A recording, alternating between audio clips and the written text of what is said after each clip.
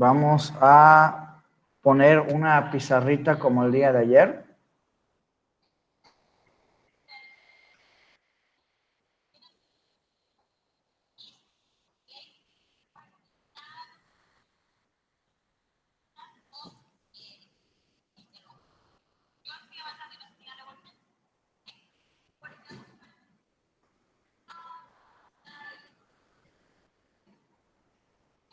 Muy bien. Descompartir la pizarra. Acá cuando les sale compartir pizarra, les voy a decir un secreto, pero ahorita no lo van a usar ustedes. Pueden probar ahorita. Pero cuando les comparto pizarra, ustedes pueden editar también, si están en computadora. Pueden intentarlo ahorita si quieren, en lo que comparto pantalla. ¿Sí?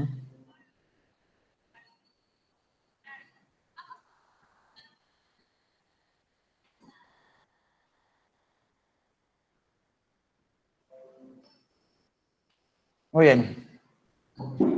¿Se ve la pizarra? Sí, maestro. Sí, maestro. Excelente. Muy bien, chicos. Ayer nos quedamos en lo siguiente. Nos quedamos en la salida de Rusia, ¿verdad? Sí, Sí, De maestro, la nos quedamos Primera Guerra Mundial. en la Revolución Voy a Rusa. abrir el mapa. Sí, en la Revolución Rusa. En realidad, en la Revolución Rusa, chicos, es un tema más completo, pero no creo que se los pregunten como tal. O sea, ¿qué preguntas nos pudiesen hacer de la Revolución Rusa? Nos pudiesen preguntar cuál era la familia que estuvo a cargo del Imperio Ruso. ¿Cómo se llamaban? ¿Cuál era su apellido? Romanov. No. Romanov. Les pueden preguntar, no sé, ¿cuántos años duró su dinastía, por así decirlo? 300 años. 300 años. Les estaba platicando ayer, pero ya por cuestiones de tiempo, lo hice de una manera breve, de la Revolución Rusa. Les estaba diciendo que hubieron muchas injusticias en lo que fue el Imperio Romanov, que ya se venían acarreando y acarreando, pero que la gente, cuando estalla la guerra, como que le entra un sentimiento de patriotismo y dicen, no, pues tenemos que salir a defender a Rusia. Y como que se lo van perdonando a los Romanov. Pero ¿qué es lo que pasa? Nicolás Romanov, que era el zar, y también tenía a sus tíos como generales, estaban mal manejando la guerra. ¿Qué es lo que pasaba con Rusia, chicos, también? Hay que ser honestos. ¿Se acuerdan que les hablé que a 6 potencias les llegó la revolución industrial? A Rusia fue la última en llegarle. Entonces sí estaba siendo una potencia, pero no era una potencia tan avanzada, no tenía tecnología tan avanzada. Y aparte, pues, digamos que tuvieron pésimas estrategias también en la guerra. Les había comentado también factor muy importante, creían que la guerra iba a tardar de 4 meses a 8 meses, pero se prolongó y la gente se estaba muriendo de hambre, se estaba muriendo de enfermedades, se les estaban comiendo las ratas, se estaban muriendo las trincheras. Y les digo, este tipo de cosas mató más gente que la misma guerra. Entonces, los rusos ya querían desertar, ya querían rendirse, pero los altos mandos no les dejaban. Así que al que quisiera retirarse o si se quería retirar, lo que tenía que hacer es lo siguiente, los mataban. Entonces, los fusilaban para dar la lección.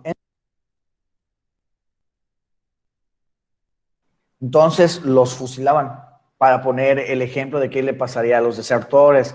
Incluso escribían cartas de donde ya estaban hartos y demás. Esas cartas no llegaban a sus...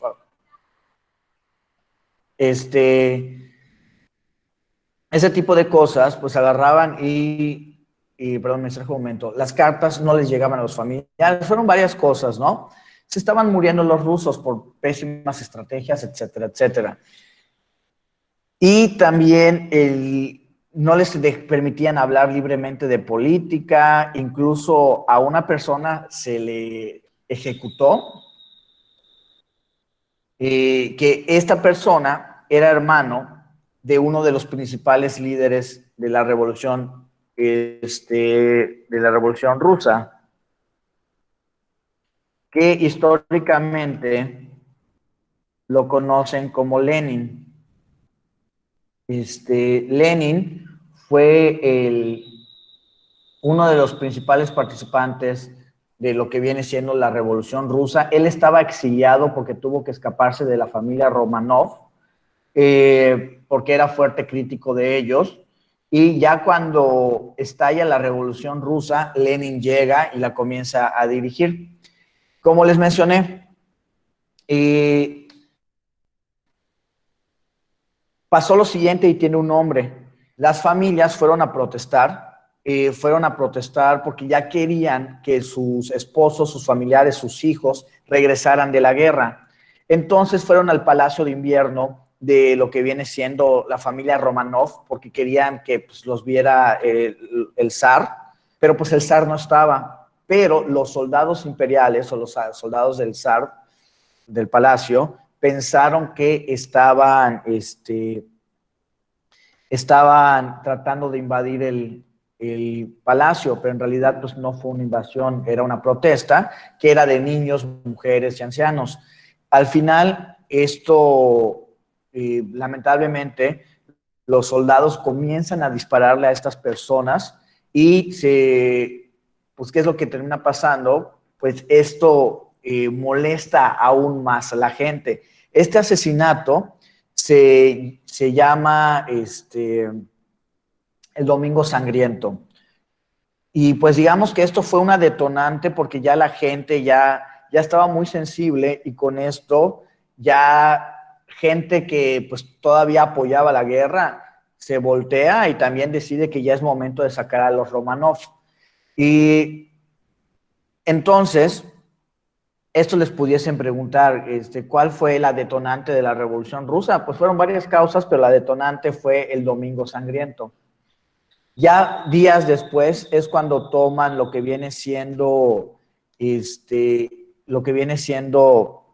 palacio, pero aún así, ya que logran sacar a la familia Romanov, Rusia todavía estaba dividido en dos, entre los que querían que todavía estuviese Rusia en la guerra y los que no querían que Rusia estuviese. Entonces la Revolución Rusa no se quedó en solo sacamos a los zares, sino que comenzaron a tener conflictos internos todavía. Al final termina ganando el equipo de Lenin, da la orden de ejecutar a la familia de los zares. De hecho, les hacen una trampa, los tenían escondidos en una de sus casas y les dicen, pónganse sus mejores trapos y todo porque les vamos a tomar una foto. Y luego, pues resulta que no era que se preparen para la foto, sino que era para que se preparen para la ejecución. Y eran, o sea, el zar, la zarina, y eran 4 hijos, 3 hijas y un hijo. O sea, también a Lenin le valió gorro que sean niños y los manda a ejecutar. Pasa lo siguiente y es lo que más nos importa, que al rendirse Rusia, pasa lo siguiente. Rusia, para evitar conflictos y para más que nada arreglar el showazo de la Revolución Rusa, se rinde ante Alemania. Pero ¿qué es lo que pasa? Dice Alemania, ok, te rindes, pero tienes que darme terreno. Y digamos que Alemania salió ganón porque les dieron bastantes tierritas para que el imperio ruso se pueda salir de la Primera Guerra Mundial. Entonces, obviamente, Alemania aprovechó esto. Ya no iba a tener que pelear de este lado y ahora iba a comenzar a pelear de este lado.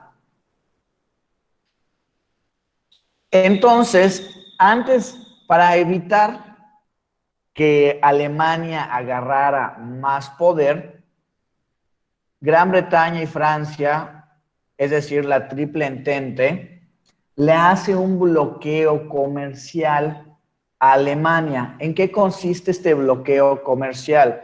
Y Gran Bretaña o Inglaterra, pues es una isla y siempre había sido una potencia en lo naval.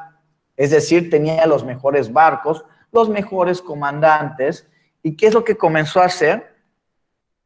Comenzó a ponerles barcos que acá los comenzó a bloquear para que no pudiesen pasar.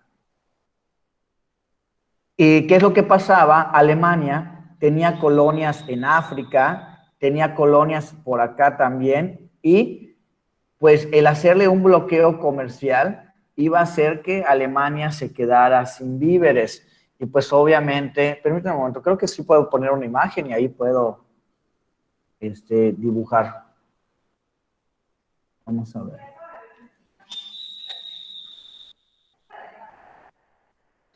Vamos a ver. Sí, creo que sí me permite, para que dibuje un poquito. Excelente. Ya se ve el mapa en la pizarra, ¿verdad? Sí, maestro, ya se ve. Excelente. Bueno, pues como les iba diciendo, les estaba, así como les decía, pues Inglaterra era una potencia marítima, pues es una isla y tiene que proteger su isla, ¿no? Entonces, siempre o desde tiempos muy remotos, fue una potencia naval, tenía buenos buques, entonces comienzan a hacerle un bloqueo comercial a Alemania, lo que por mucho tiempo lo termina debilitando. Y pues Alemania comienza a sentir todo esto, ¿no?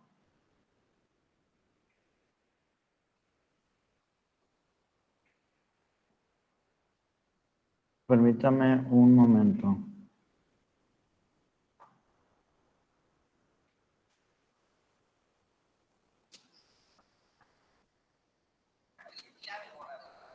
Tú generaste el enlace de economía, o fui yo, ¿verdad?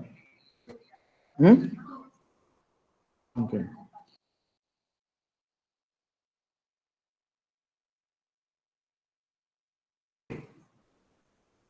Vamos a ver lo siguiente.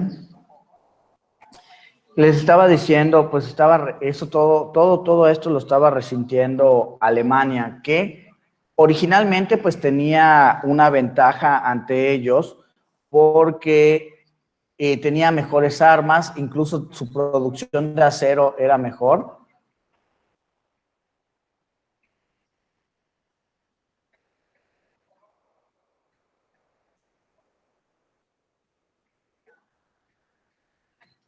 Y pues al no llegarle víveres, al no llegarle armas, al no llegarle todo esto, pues Alemania comenzó a estar en desventaja y lo comenzó a sufrir demasiado. Pero acá Alemania, como tenía esta ventaja de que tenía varias colonias que estaban produciendo acero, se estuvieron preparando y preparando y preparando. Alemania creó una nueva estrategia y una nueva máquina que no se había utilizado jamás. Alemania comienza a producir, vamos a ver si lo podemos cambiar de color, si se puede. Alemania comienza a producir submarinos. ¿Y qué ventaja tiene un submarino ante un barco?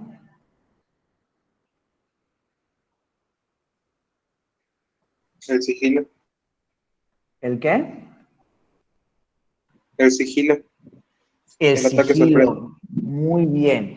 El barco, pues obviamente está arriba y está muy visible. En cambio, el submarino se puede sumergir y desde abajo te puede tirar proyectiles. Y aparte tenían radar. El radar era algo que no se había utilizado antes. ¿Y qué fue lo que obviamente atacaban y podían volver a sumergirse. Entonces, esto le dio una ventaja a Alemania. ¿Qué fue lo que fue pasando? Pues comenzó a eliminar los buques de guerra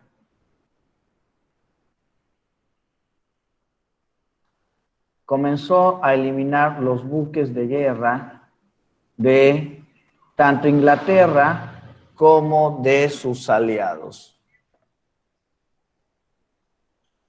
Y ahí Alemania comienza a tener la ventaja nuevamente, porque ya tenía el dominio del mar. Alemania también lo que comenzó a hacer es comenzó a invadir esta parte que es estos Países Bajos y Bélgica, porque habían intentado entrar por aquí a través de la guerra de trincheras y no lo habían logrado. Así que hacen todo este recorrido porque no se lo esperaban y entran por acá, y también ya estaba avanzando por parte de Francia.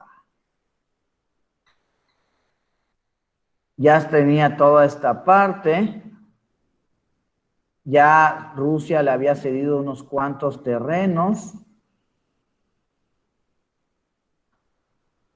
Se podría decir que el que tenía la ventaja, el que estaba ganando en la Primera Guerra Mundial es Alemania. Y Alemania comenzó a obsesionarse con lograr invadir Inglaterra. ¿Por qué? Porque como es una isla, es más difícil llegar hasta ahí. Y sí, ya había destruido bastantes de sus buques, pero el hecho de trasladar, porque ya estaban utilizando pequeños tanques, el tratar de trasladar toda la maquinaria para llevar a cabo una invasión, pues era difícil, ¿no? Entonces, acá, chicos, la Triple Entente comienza a tener miedo.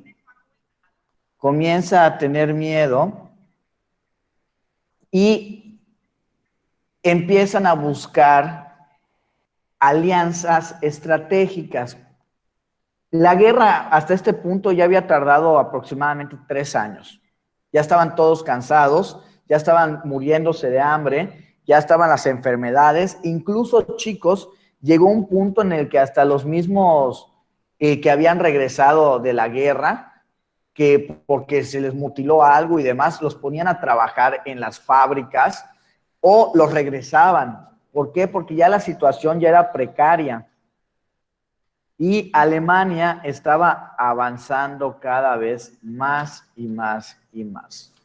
Incluso, esto que les voy a decir, se los pueden preguntar en el examen. Ojo, Estados Unidos estaba sacando ventaja. Hasta este punto, Estados Unidos no se había involucrado porque era una guerra de europeos. Entonces, Estados Unidos no se podía involucrar. Pero las guerras, chicos, traen beneficios para algunos países.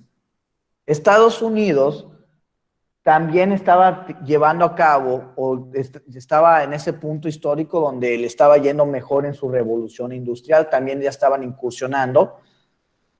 Y Francia e Inglaterra le compraban suministros a Estados Unidos, pero se lo daban a crédito. O sea, Francia e Inglaterra le dijeron a Estados Unidos, oye, necesitamos víveres, oye, necesitamos armas, oye, ¿qué onda? ¿Nos das chance y demás? Y obviamente estos países le dijeron, ahorita en este momento estoy en una guerra, pero si logramos ganar la guerra, pues se te va a pagar bastante bien, se te van a pagar intereses por aguantarnos los pagos. Obviamente Estados Unidos, ¿qué dijo? Que sí. Obviamente dijo que sí.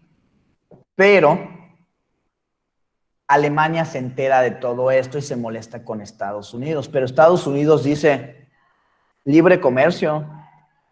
O sea, yo le puedo, tú quieres que te venda, pues te vendo, ¿no?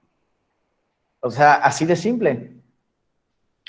Porque Estados Unidos, para evitar conflictos, tampoco se podía meter a la guerra. Estados Unidos estaba produciendo y entregando víveres con la esperanza de que ganara Francia e Inglaterra. ¿Qué es lo que pasa? Estados Unidos comienza a preocuparse cuando ve que Alemania va avanzando demasiado, pero aún así no podía entrar a la guerra porque Alemania no había hecho nada para provocarla.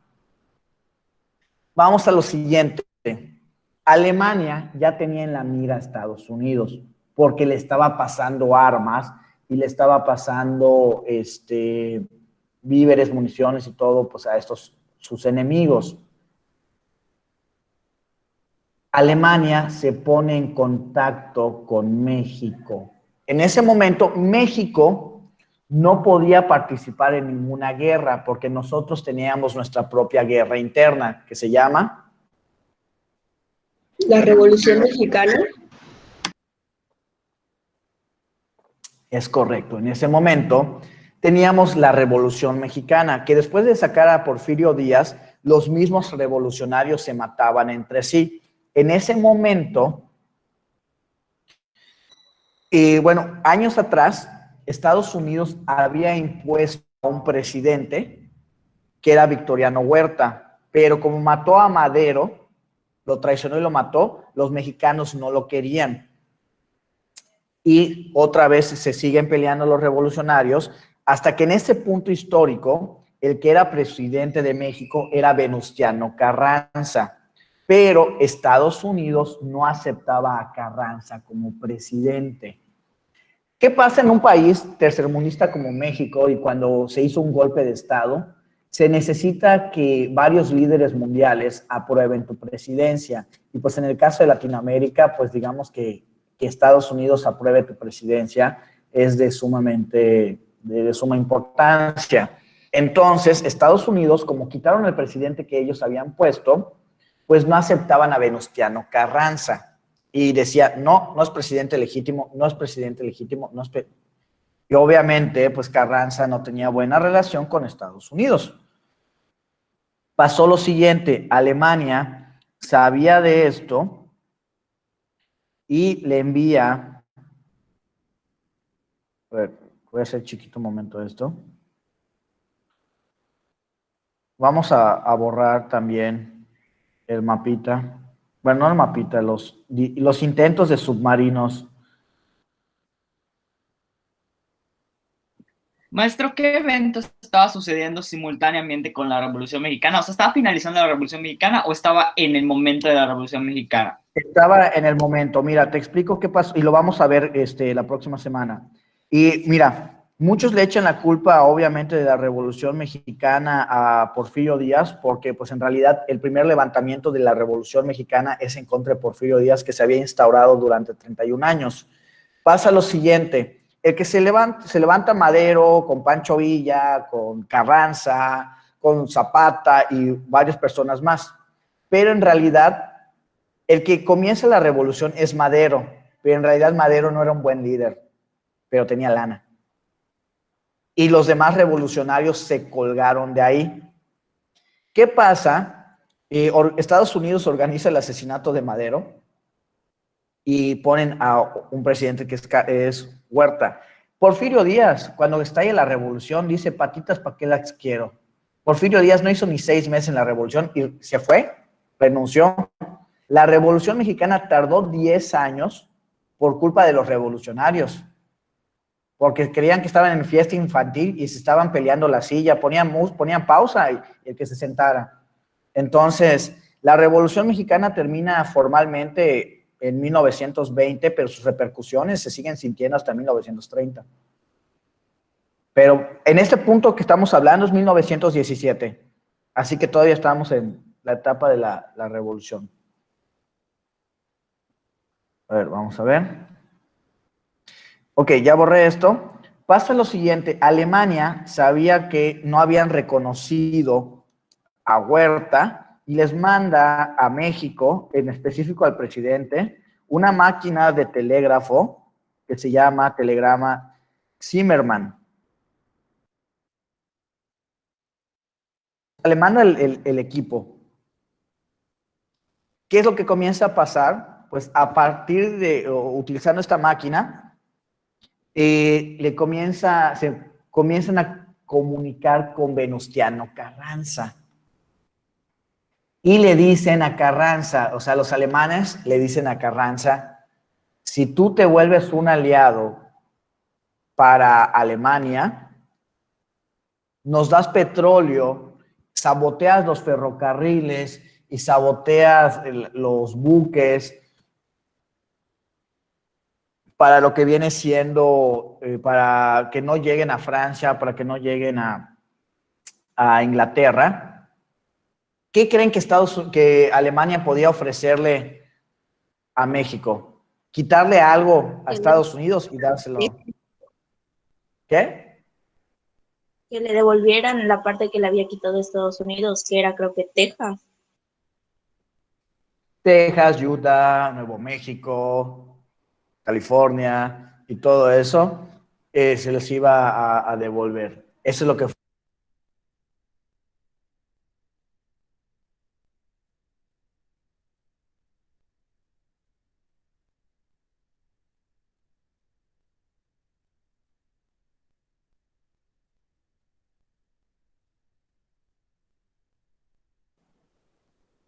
Estaba con estos chicos de que les estaba ofreciendo a Alemania devolverle los territorios. Estaba diciendo, no, pues una vez que yo gane Europa, que le den su torre a Francia y le den su torre a Inglaterra, vamos contra Estados Unidos y les devolvemos el territorio que se les quitó. Entonces Alemania lo que buscaba era también, pues México estaba produciendo petróleo, y pues también lo que estaba buscando era principalmente el sabotaje. Lo que les pueden preguntar es, ¿cómo se llamó el telegrama que se le envió a Venustiano Carranza por los alemanes? La respuesta sería, el telegrama Zimmermann.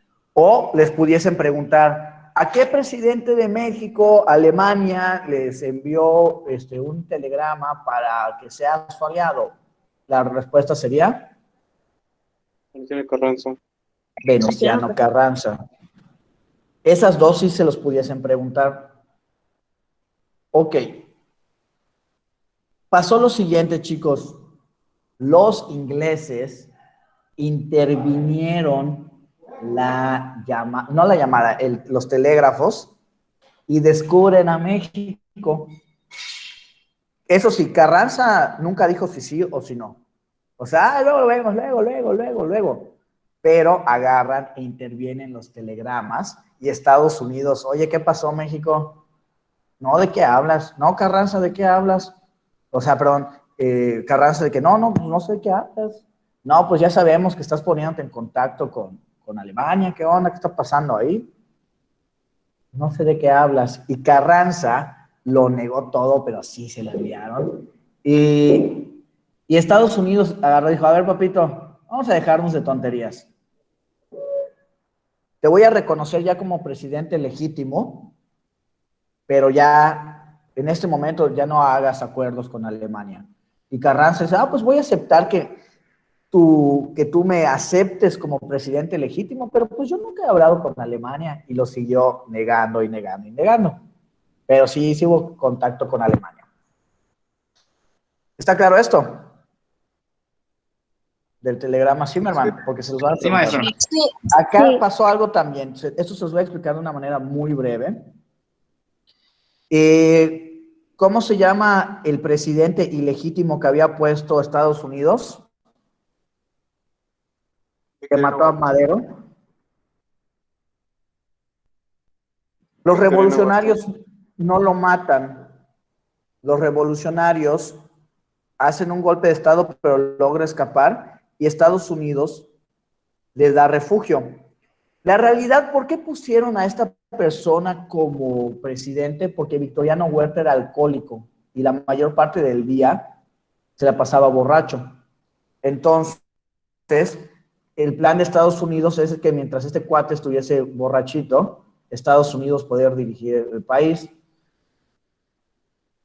Cuando regresa a Estados Unidos, cuando va a Estados Unidos, le dicen, sí, nosotros te vamos a ayudar a recuperar la presidencia, sí, ajá, y le van dando largas. Alemania también se pone en contacto con Victoriano Huerta y le ofrece que si sabotea los buques y los trenes, le iban a devolver la presidencia de México. Este señor, al ver que Estados Unidos lo estaba bateando, él sí acepta,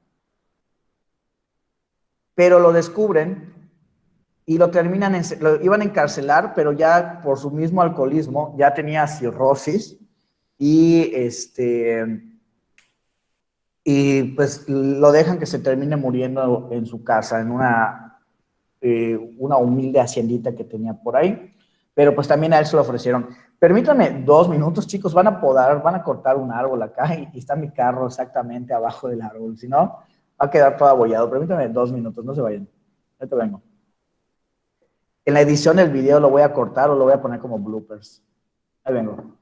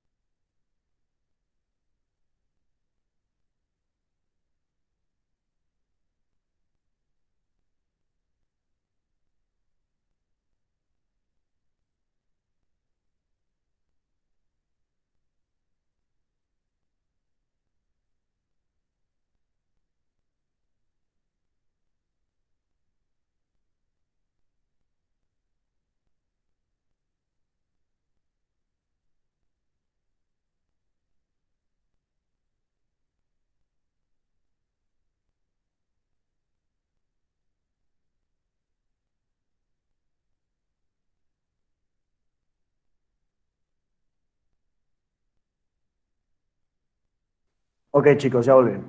Muy bien. Entonces, esto digamos que fue por parte de México, lo poco que hizo México en la Primera Guerra Mundial, porque en realidad pues estábamos en nuestra revolución.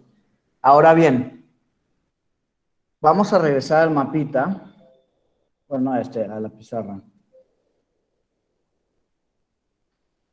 Ok, voy a eliminar esto.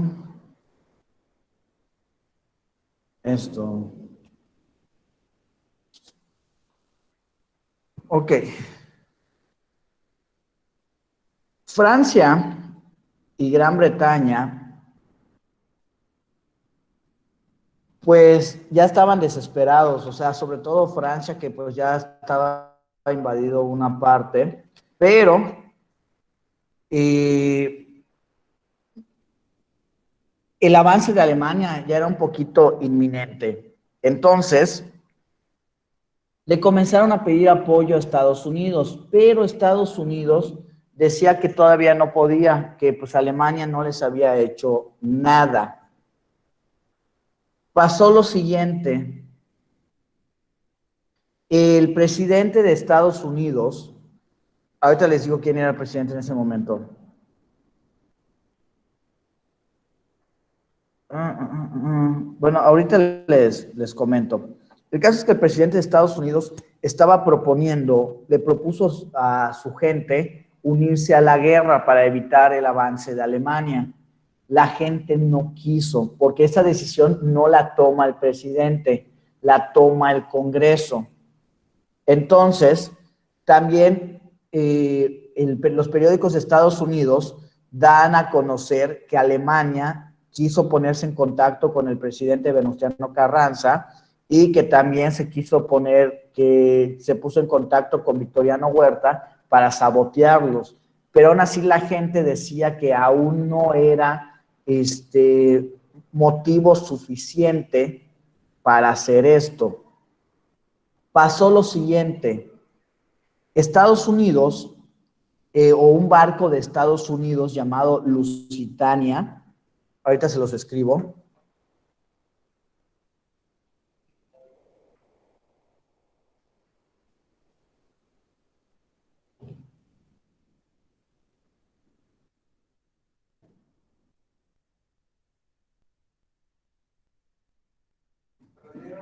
Buenos días. Este barco fue hundido por un submarino. O sea, era un buque, un barco norteamericano, y fue hundido por un submarino alemán el día 7 de mayo de 1915. Permítame un momento. Terminan hundiendo este buque y Estados Unidos alega que era un buque comercial. ¿Pablo? Termina alegando que era un buque comercial que solo tenía víveres y civiles. Y Alemania dice que no es cierto, que este barco tenía armas. Y como que no había problema que les dieran víveres a los enemigos, pero ya si estaban dando armas, estaban apoyando pues de una manera muy relevante a la guerra. Estados Unidos siguió en que no, solo habían víveres, y ya el presidente vuelve a meter la propuesta de que Estados Unidos tenía que ingresar a la guerra. Y ya acá el Congreso pues termina aceptándolo por el simple hecho de que hundieron un buque estadounidense. Ya es ahora sí que una declaración de guerra. Y aparte creo que fue en aguas más cercanas, a Estados Unidos. Entonces esto se fue considerado como un ataque de guerra. Años más tarde, después de que ya termina la guerra, logran desenterrar, logran sacar del agua evidencia de Lusitania, y sí tenía armas, pero pues Estados Unidos se puso en eso, que no. Ok. Entonces, pues en realidad todo este proceso, el barco se hundió el 7 de mayo de 1917, perdón. Pero pues ya Estados Unidos logra ingresar. No, perdón, sí se une el 7 de mayo de 1915, pero pues pasó mucho tiempo para que lo aprobara el Congreso. Pasó lo de México también. Fue una suma de varias cosas. Primero fue lo de Lusitania y luego fue lo de que querían que México fuera aliado. Entonces ya se le fue metiendo todo esto al Congreso y al Congreso y al Congreso, de que Alemania también ya nos tiene en la mira. Entonces, en abril de 1917, ya es cuando el Congreso apoya la entrada de Estados Unidos a la guerra. ¿Hasta aquí está claro? Sí, maestro. Muy bien. Pasa lo siguiente. Comienza a pasar lo siguiente. Estados Unidos dice, sí, pues ya nos vamos a la guerra. ¡Yay! ¡Qué divertido! Pero había una limitante. ¿Cuál creen que era la limitante? obviamente Estados Unidos tenía que llegar a Inglaterra y a Francia. ¿Cuál iba a ser el problema?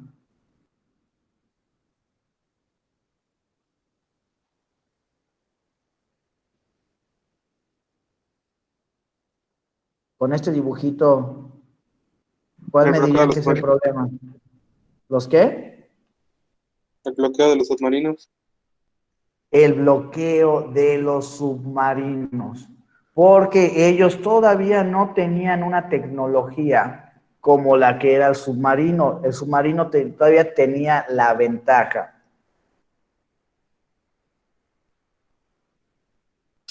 Estados Unidos comienza a reclutar a muchos jóvenes para que se unan a la guerra. Y estaban llenando buques que casi escupían gente, pero pues esto hacía que los buques fueran muy lentos y el submarino pues era muy rápido y aparte pues tenía la ventaja de que se podía sumergir. Los norteamericanos crearon un vehículo que era como que un yate pequeño, les llamaron destructores, un yate pequeño, y lo que hacían es que en este yate pequeño iban 2 o 3 personas y tenían muchos barriles con explosivos.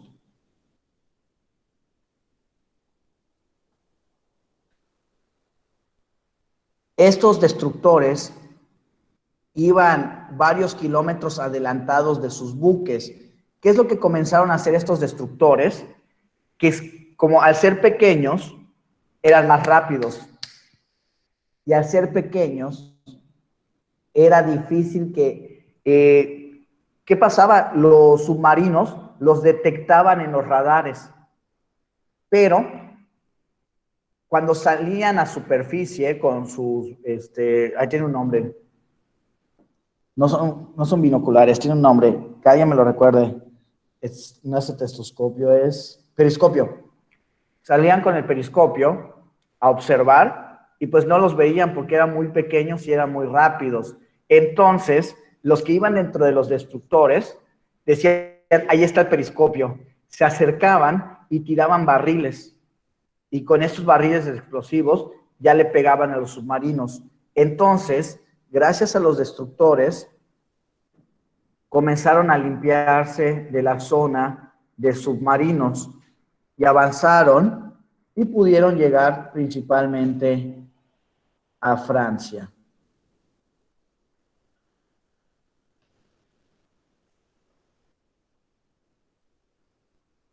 ¿Está claro Sí. cómo llegaron a Francia? Acá, chicos, si les llegaran a preguntar, no sé, ¿por qué motivo se unió Estados Unidos a la Primera Guerra Mundial? La respuesta es por el hundimiento de Lusitania, pero si no les aparece eso, también puede ser por el telegrama Zimmerman. Pero la respuesta más común que les van a dar es por el hundimiento del buque Lusitania. ¿Y se aparecen los dos? Ok, dime. ¿Se aparecen los dos? Váyanse por el Lusitania. Si aparecen los dos, váyanse por el Lusitania. Ok. Muy bien. Pasa lo siguiente, chicos. Estados Unidos al inicio no aporta absolutamente nada. La ventaja que tenía Estados Unidos es que tenía jóvenes sanos, fuertes y demás.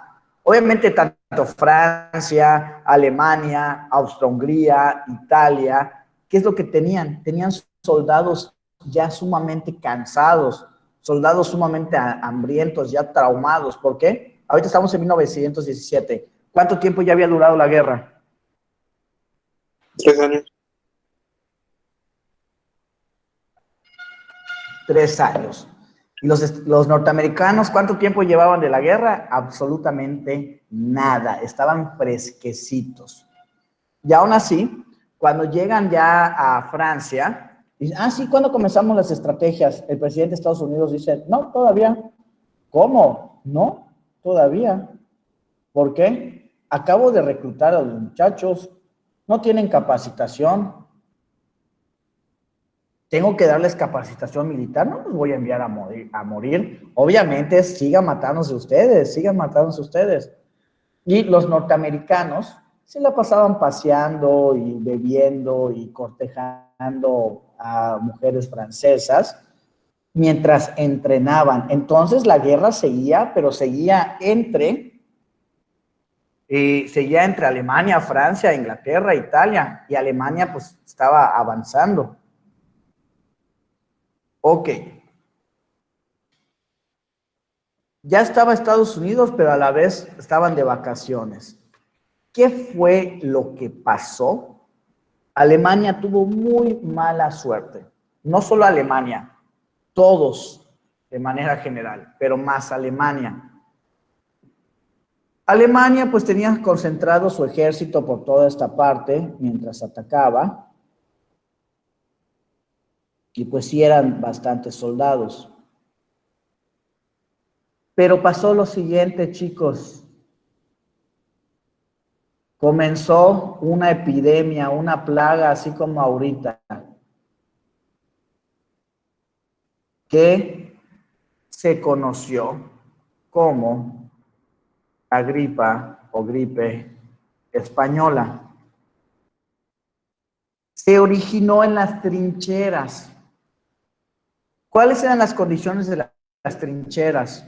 Estaba llena de muertes, de líquidos, de gases, de ratas, o sea, de sangre, de descomposición, de humedad, o sea, las condiciones, o sea, para un foco de infección. Y aparte, ¿qué pasa cuando llevas años o meses mal alimentándote? ¿Qué es lo que pasa?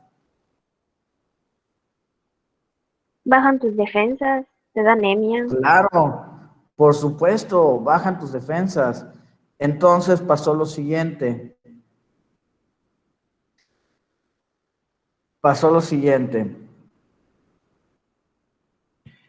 Tenían, o sea, todas las condiciones en la trinchera,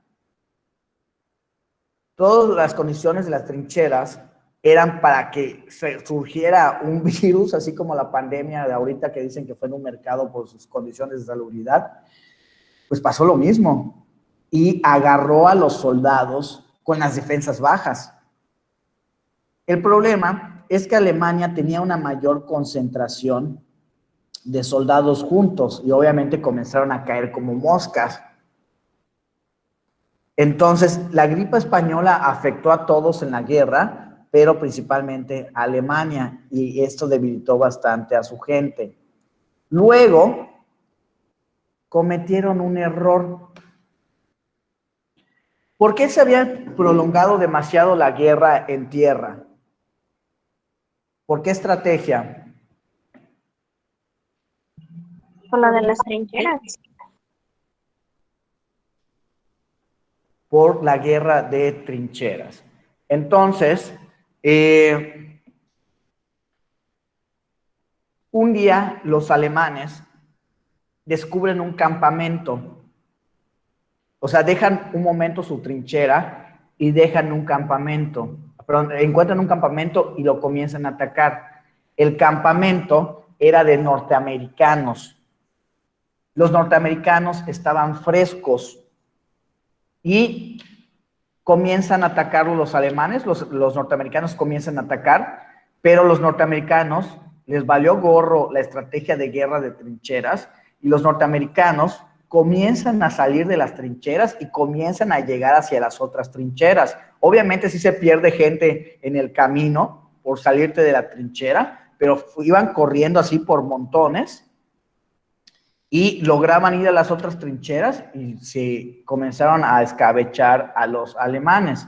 Entonces, ¿qué fue lo que estuvo pasando? Como los alemanes ya estaban cansados y también ya estaban enfermos por la gripa española y los norteamericanos pues estaban frescos como lechuga, comenzaron a recuperar terreno y comenzaron a avanzar por Alemania. Austria-Hungría tuvo un conflicto. ¿Se acuerdan que les había dicho que sus países que había conquistado se querían separar? pues lograron separarse al ver que estaban débiles por tanto invertirle a la guerra, y Austria-Hungría se comenzó a separar porque la guerra los debilitó. Entonces Alemania también ya se había quedado sin su principal aliado. Y ahorita los norteamericanos estaban avanzando demasiado. El zar, no el zar, el Kaiser Guillermo empieza ya a desesperarse y comienza a mandar niños, ancianos, inválidos, lo que sea necesario para proteger a Alemania. Pero los militares alemanes deciden ya salirse de la guerra y dicen que pues ya el Kaiser había enloquecido, así que lo traicionan y los líderes militares alemanes comienzan a tener pláticas con Estados Unidos, comienzan a tener pláticas con Inglaterra y Alemania, perdón, Inglaterra y Francia, y prácticamente ellos iban a presentar la rendición de Alemania y iban a hacerle un golpe de estado al Kaiser. Dicho y hecho, se hizo todo esto porque ya era inminente que Alemania iba a perder. Así que firman un tratado de paz y los soldados alemanes. El presidente de Estados Unidos era Woodrow Wilson. Ahorita se los escribo. No se los había escrito porque no ubicaba el nombre. Permítanme.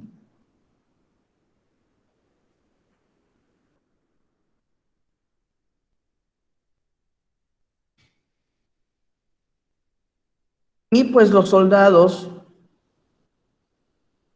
alemanes, los líderes militares alemanes, deciden pues ya llevar a cabo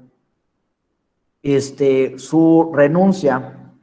La renuncia se firma el 11 de noviembre de 1918.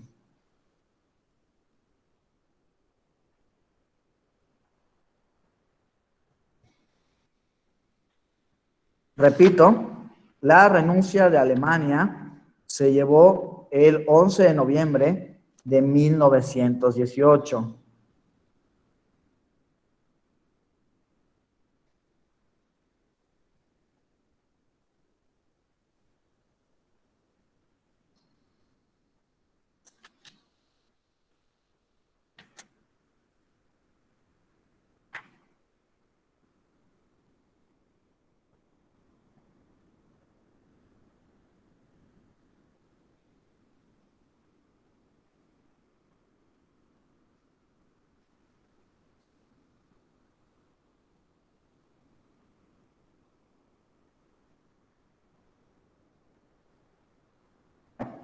Ok.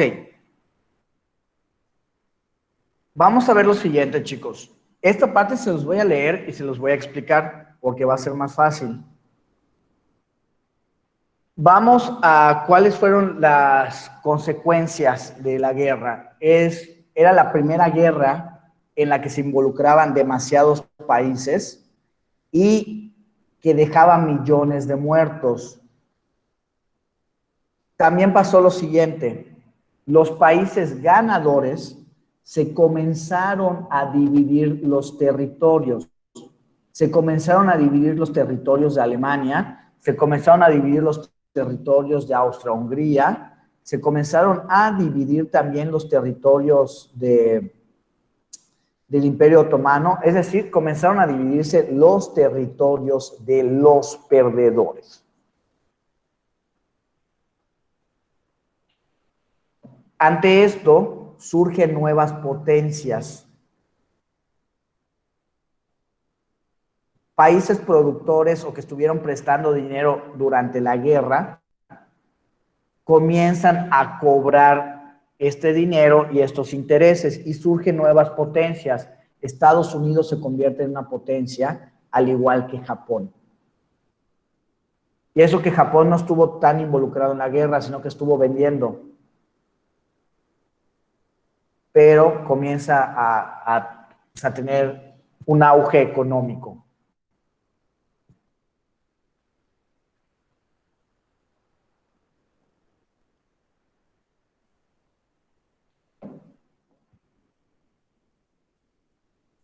Y acá, lo más importante, se lleva a cabo la firma del Tratado de Versalles. Acá, chicos, es sumamente importante. Es al final de la Primera Guerra Mundial, pero la firma del Tratado de Versalles es fundamental para la Segunda Guerra Mundial.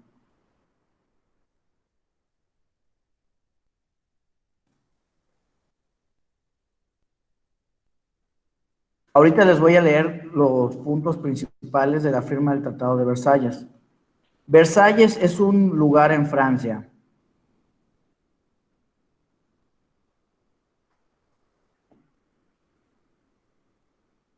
Se firmó el 28 de junio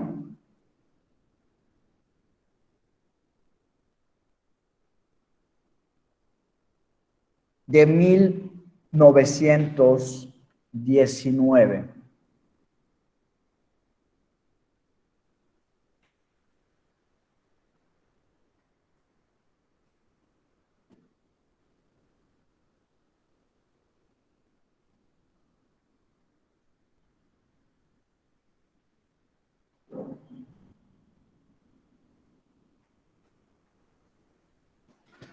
Ok. Escuchen con mucha atención. En serio, ¿por qué voy a hacer mucho énfasis en el Tratado de Versalles? Porque el Tratado de Versalles es el principal antecedente de la Segunda Guerra Mundial. Es una consecuencia de la Primera Guerra Mundial, pero es un antecedente de la Segunda Guerra Mundial. Se los voy a ir leyendo y se los voy a resumir. Estos son los puntos principales del Tratado de Versalles. Alemania aceptaría todas las responsabilidades por ser el principal responsable de iniciar la Gran Guerra. Como era la primera guerra donde se involucraron muchos países, también la Primera Guerra Mundial es conocida como la Gran Guerra. Se fijaba una indemnización por gastos de guerra para las potencias vencedoras, la Triple Entente. Pérdida de colonias alemanas y de los territorios que Alemania se había anexado e invadido durante la guerra. Los territorios de Alsacia y Lorena, cedidos a Alemania en el acuerdo de paz firmado en Versalles, pero en 1871, serían devueltos a Francia. Restricción del tamaño del ejército de Alemania, reconocimiento de independencia de Austria, ya no iba a ser Austria-Hungría, les dije, se comenzaron a separar y ahora iba a ser Austria y Hungría separados, y luego se comenzaron a separar más territorios. Siguiente, se estableció la creación de la Liga o Sociedad de Naciones, a iniciativa del presidente norteamericano Woodrow Wilson. La Liga o Sociedad de Naciones, chicos, es la antecesora de la ONU. Ok. Para que entiendan por qué es un antecedente de la Segunda Guerra Mundial, pasó lo siguiente, chicos. Agarraron, y como Alemania fue el que más provocó daño, el que más avance tuvo, comenzaron a decir, Alemania es el principal responsable. Cuando hay que ser realistas. Todos tenían ganas de irse a guerra al inicio. Pero recuerden algo muy importante de la historia. La historia la escriben los ganadores. Entonces, pusieron como principal villano a Alemania. Pero la realidad es que al inicio todos querían guerra. Que Alemania comenzó a avanzar bastante, pues es distinto. ¿Y qué hicieron? Castigaron fuertemente a Alemania. Dijeron, tú eres el responsable. Así que tú vas a pagar por los países destruidos. Además, te vamos a quitar tierras. Te vamos a quitar territorios. Tanto algunos que conseguiste durante la guerra y también otros que conseguiste previo a la guerra. Otra cosa, no puedes tener un ejército grande. y nosotros te vamos a estar vigilando para que no tengas un ejército grande. Es decir, en resumen, Alemania, principal responsable, quitan territorios, les hacen pagar y aparte los tratan como niños chiquitos y les dicen que ya no pueden tener un ejército muy grande. Obviamente, ¿qué habrá pasado con la economía de Alemania? Bajó. Claro, Alemania quedó en la miseria, después de ser potencia mundial, quedó en la miseria. La gente se estaba muriendo de hambre y aparte había mucho rencor. Los alemanes son muy orgullosos y tenían mucho rencor. Y digamos que los alemanes fueron acumulando todo este rencor durante unos cuantos años más. De todas maneras, vamos a retomar todo esto, ¿no? Pero pues prácticamente Alemania lo señalaron. Y les digo, Alemania no fue el único responsable. Si me preguntan de manera objetiva, los 6 iniciales tuvieron la culpa, no solo Alemania. Pero como hizo más daño, él se hace responsable. Cuando en realidad todos fueron responsables. Ok. Y pues así concluimos lo que viene siendo la Primera Guerra Mundial. ¿Están listos para ver la segunda? Sí. Sí. Viva. Muy bien. Muy bien. ¿Cómo comenzamos ayer la Primera Guerra Mundial? ¿Qué fue lo primero que vimos? Les Antecedentes. dije que era necesario. Antecedentes. Entonces voy a seguir la misma estructura.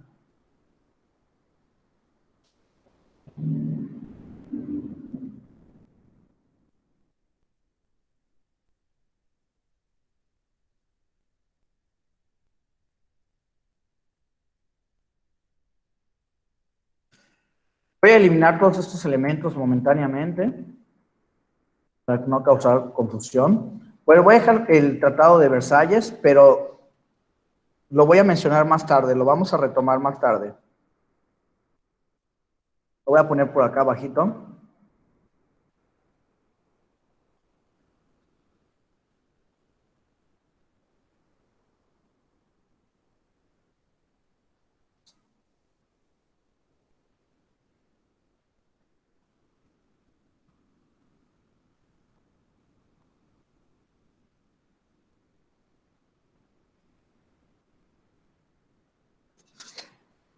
Muy bien. Vamos a ver, antecedentes de la Segunda Guerra Mundial. Todo esto pasó en un periodo que se conoce como periodo entre guerras.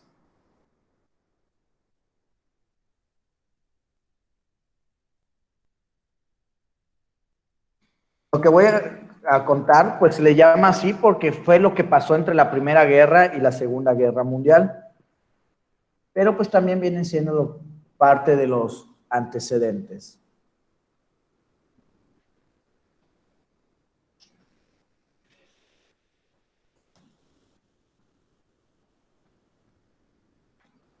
Y vamos a hablar, primero, nos vamos a ir a Estados Unidos a hablar de los maravillosos 20. Pues la Guerra Mundial terminó en 1918 y ya la firma del Tratado de Versalles se llevó a cabo en 1919, pero en realidad la guerra ya había terminado. Algo muy importante, chicos, con respecto al Tratado de Versalles. Se firma en un vagón de ferrocarril. Y a este vagón de ferrocarril ponen una leyenda, casi, aquí Alemania se rindió. ¿Por qué lo menciono? Porque cuando Hitler invade Francia, busca este vagón y lo manda a destruir. Pero bueno, perdón. Vamos a ubicarnos acá en los maravillosos 20. Pasó lo siguiente. Cuando comienza la primera, cuando cuando Estados Unidos se mete a la Primera Guerra Mundial, comienza una campaña para reclutar gente. Comienza una campaña para reclutar gente y acá es cuando surge la figura del famosísimo tío Sam. ¿Se ubican al tío Sam? Sí, sí. Y la de Para nosotros, reclutar creo. gente. Ujú. Ajá, únete a nosotros. Otra estrategia para que Estados Unidos tuviese ventaja es que comenzó a pedirle dinero al mismo pueblo, pero lo hacían a través de algo que le nombraron bonos patrióticos.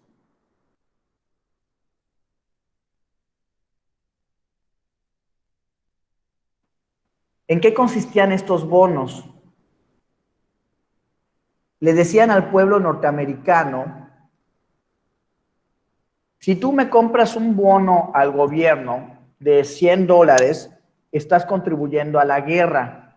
Si ganamos, esos $100 que compraste se pueden convertir en 150. Si esperas más tiempo, se pueden convertir en $200. Y mientras más esperes, posiblemente su valor crezca. Hubieron varias personas que, para apoyar a la guerra, comenzaron a comprar estos bonos. Termina la guerra, Estados Unidos se hace ganador y también Estados Unidos se convierte en potencia mundial. Entonces la economía de Estados Unidos comienza a surgir. Y dicho y hecho, la gente comienza a cobrar sus bonos patrióticos. Y aparte Estados Unidos, al ser nueva potencia, le comienza a ir demasiado bien. ¿Qué es lo que pasa? Comienza una época en Estados Unidos de consumismo. ¿Qué quiere decir el consumismo? No tiene nada que ver con drogas.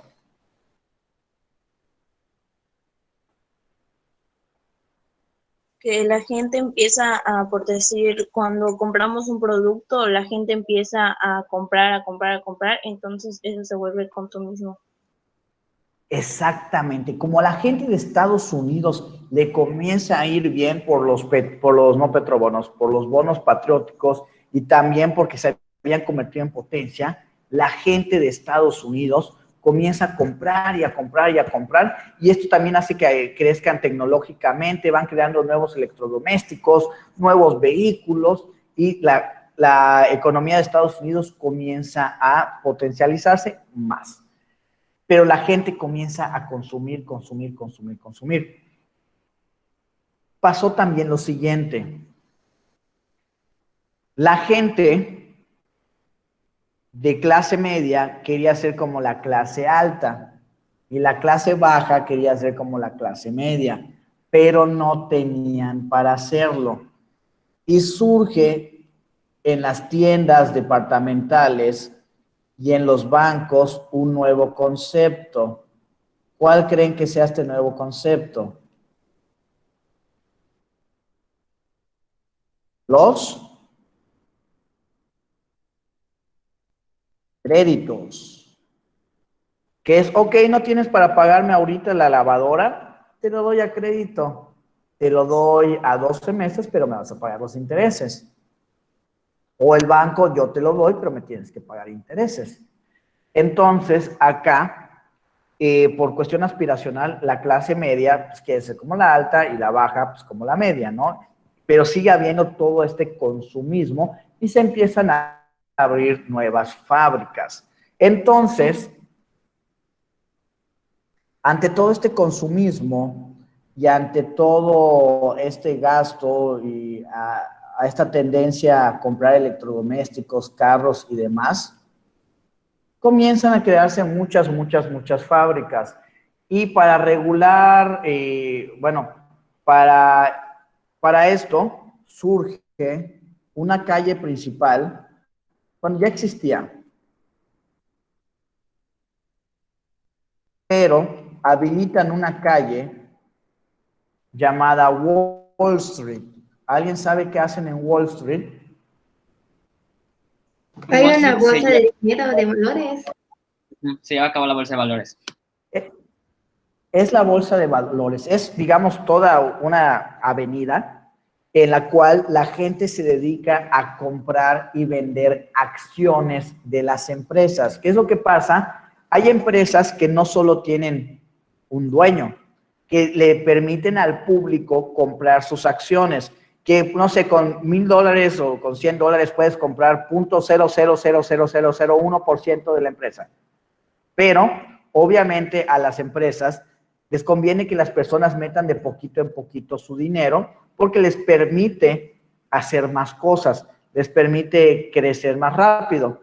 Entonces, en Wall Street, como comienzan a haber mucha creación de muchas fábricas, se crea este sistema en el cual la gente puede comprar acciones.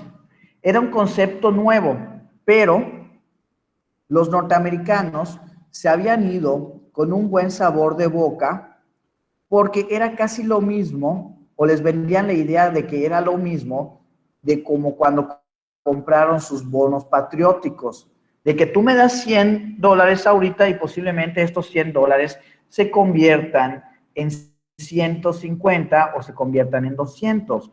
Entonces, la gente, como tuvo un buen sabor de boca de los bonos patrióticos, dice, ¿esto es invertir? Oye, está facilísimo. Y la gente comienza a invertir en Wall Street. Y empieza una tendencia de que los civiles, los ciudadanos como ustedes y yo, comienzan a vender acciones de muchísimas empresas. Y habían varios casos de éxito donde un vagabundo compraba una acción, no sé, en $10 y se convertía en 1,000, 1,500 o luego fue millonario. Entonces, habían historias de éxito así muy así que dices, ¡wow!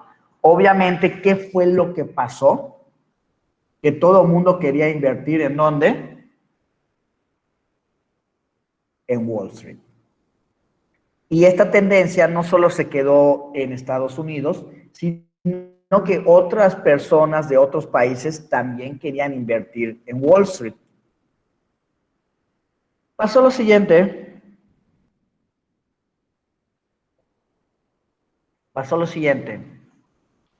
Obviamente, si hacemos una división de clases según Karl Marx, ¿qué 3 clases sociales tenemos? Ya las dije hace rato. Baja, media. Y alta. ¿Es correcto?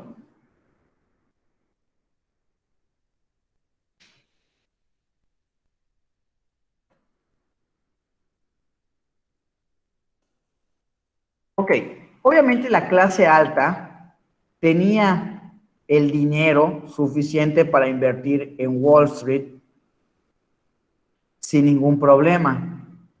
Pero la clase media, al leer historias de éxito que un vagabundo o gente pobre había comprado acciones y se había hecho rica, pues no se quería quedar atrás, pero no tenía el dinero. ¿Y qué tenía que hacer? Pedir. Créditos. ¿Qué tenía que pedir? Créditos o préstamos. Entonces la clase media pedía crédito o dinero a los bancos para invertir en Wall Street. Eso lo hacía la clase media y la clase baja. Ok. Hasta aquí todo claro.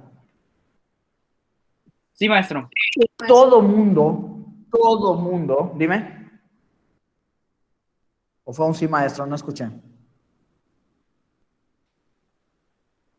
Todo mundo, chicos, quería invertir en Wall Street. Ese era el sueño.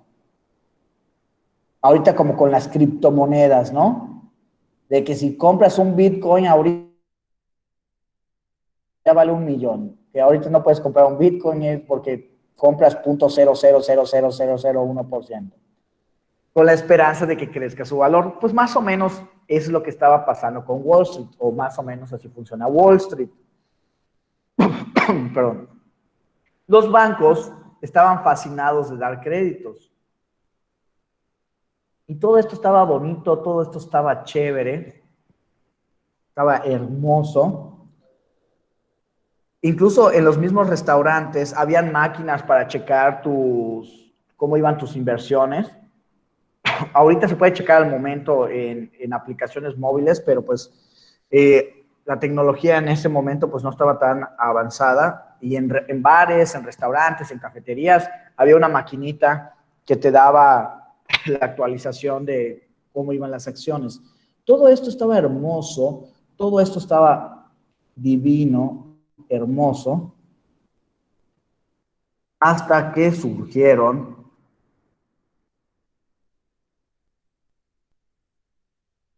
los especuladores. Y se van a preguntar, ¿qué es un especulador? Era una persona que ya tenía bastante experiencia vendiendo acciones a civiles, pero como ellos ganan por comisión, de repente se comenzaron a crear empresas patito, con productos super patitos, con productos super piojos. Y los especuladores dicen, o sea, sabían que esas empresas estaban destinadas al fracaso, pero a los especuladores lo que les importaba era ganar su comisión. Así que comienzan a enredar a los civiles, les empiezan a hacer coco wash para que comiencen a invertir en empresas piratas, no piratas porque existían, pero patitos, o sea, empresas que estaban destinadas a un total fracaso. Pero ellos ya habrían cobrado las comisiones, así que pues les valía gorro. ¿Han visto El Lobo de Wall Street? Sí, maestro. Con Leonardo DiCaprio. Pues Leonardo DiCaprio y sus amigos son especuladores. Se dedicaban, lo que hacían es que te vendían una acción buena, no sé, te vamos a vender una acción de Disney, pero luego agarraban y te vendían acciones piojas. Entonces, como que te lo iban armando en paquetes para envolverte, o sea, te hacían un lavado de cerebro así impresionante, y la gente, pues, estoy invirtiendo mi dinero, pero estaban invirtiendo en empresas súper piojas. Entonces, pues más y más y más gente caía en la trampa de los especuladores. También pasaba lo siguiente, los especuladores contrataban a artistas para que le dijeran, no sé, oye, mete tu dinero aquí y haz público que estás metiendo tu dinero aquí, porque como tú eres una imagen pública, la gente te va a seguir y va a meter su dinero. Yo te devuelvo tu dinero por debajo del agua, pero ¿qué es lo que quiero? Que atraigas a más gente. Uno de los principales involucrados fue el comediante Charles Chaplin, el comediante mudo. También otra cosa, habían historias de éxito donde personas se volvían ricas o eran conocidas por saber dónde meter su dinero. También a ellos, los especuladores les decían, mete tu dinero acá y la próxima semana lo sacas, pero que la gente sepa que metiste tu dinero. Obviamente te vamos a devolver tu dinero y pues una lana también. Entonces, con todas estas estrategias, estaban enredando a la gente. ¿Y qué fue lo que pasó? Se genera un fenómeno económico conocido como el crack de Wall Street, o también conocido como el Jueves Negro. Ahorita les digo la fecha del crack de Wall Street.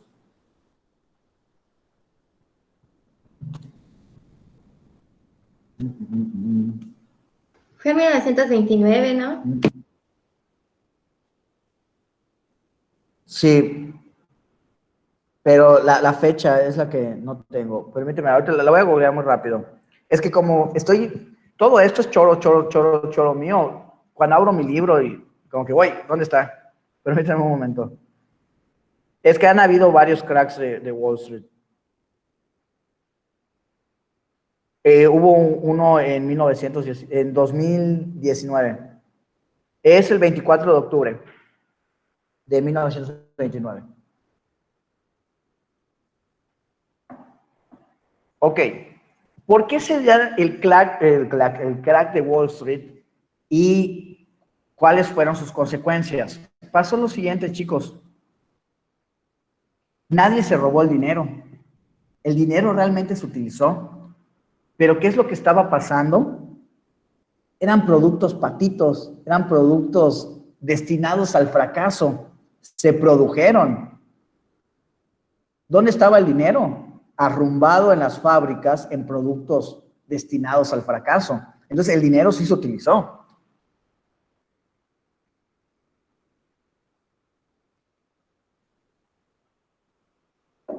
Solo que se utilizó de manera negativa, de una forma tonta.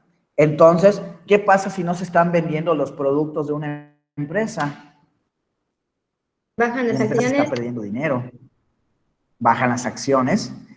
Y el problema es que comenzaron a bajar de una manera muy, muy violenta. Y además la gente comienza a entrar en pánico. ¿Y qué es lo que intenta hacer la gente cuando ve que las acciones están bajando y bajando y bajando de una manera muy rápida? Intentan vender. Y el intentar vender hace que las acciones bajen aún más de manera más violenta. Entonces comienzan a declararse en bancarrota cientos de empresas. ¿Y qué pasó con el dinero de estas personas? Ya no hay. Lo Ya no pierden. estaba.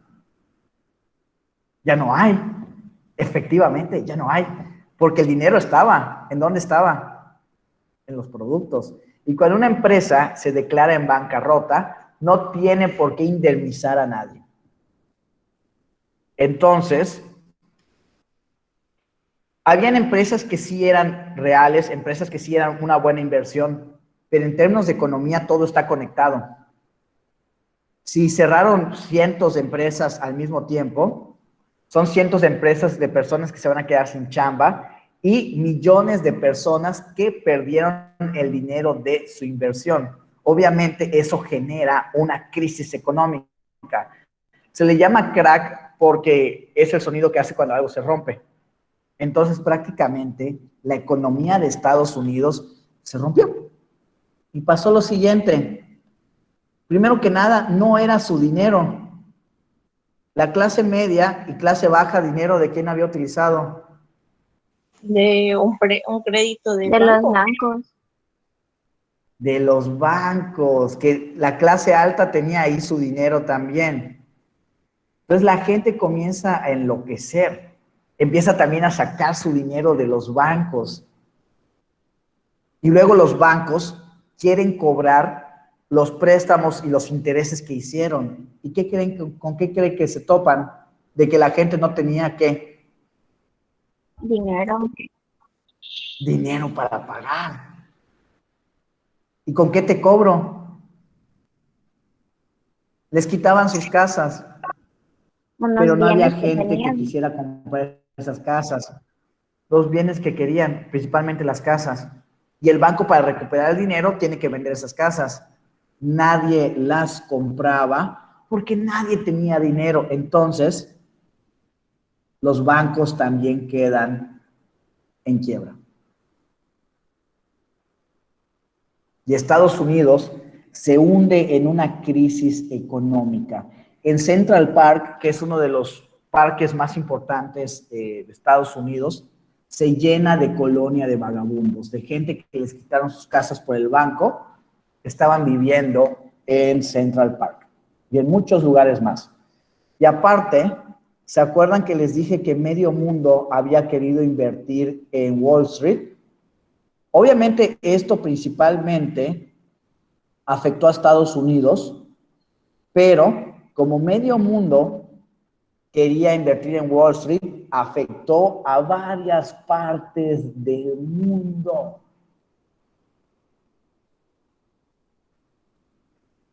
Haciendo que varios países también tuviesen una crisis económica, y también porque se habían creado alianzas con Estados Unidos. Entonces, el crack de Wall Street crea una crisis económica que dura 10 años. ¿Está claro cómo se dio a cabo el crack de Wall Street? Sí, Sí, ¿Sí? Vamos a dejarlo hasta aquí. Lo retomo el día de mañana, del crack de Wall Street, y ya comenzamos con la Segunda Guerra Mundial el día de mañana. Vamos a descansar 15 minutos y nos vemos pues acá 12:15 y comenzamos con derecho.